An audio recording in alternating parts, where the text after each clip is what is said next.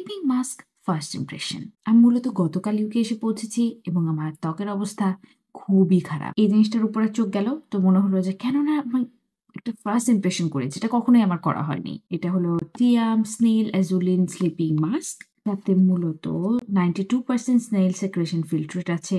আর আপনারা তো জানেনই স্নেইল আমার অন্যতম ভালোবাসার একটা উপাদান।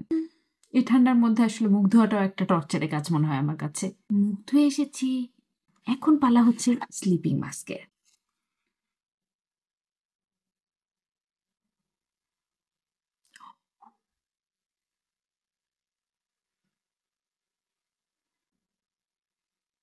এখন তো খুব সুন্দর একটা গ্লো দেখা যাচ্ছে, কিন্তু আসল রেজাল্টটা সকালে ঘুম থেকে ওঠার পরে দেখা যাবে। ঘুম থেকে উঠেছি, ভাবলাম সবার আগে আমি আমার স্কিনের অবস্থাটা কি সেটা একটু দেখাই আপনাদেরকে। খুবই গ্লোই একটা লুক এখনো আছে।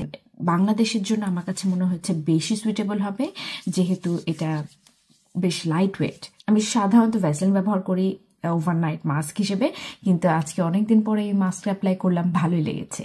আপনারা যদি ওভারনাইট ত্বকে খুব গ্লোই ভাব আনতে চান তাহলে এটা ট্রাই করতে পারেন। এ ধরনের ফার্স্ট ইমপ্রেশন ভিডিও আরও চান কিনা অবশ্যই আমাকে কমেন্ট সেকশনে জানাবেন। আর এই প্রোডাক্টটি আপনারা পেয়ে যাবেন Emart way skin care website এবং ফেসবুক পেজে।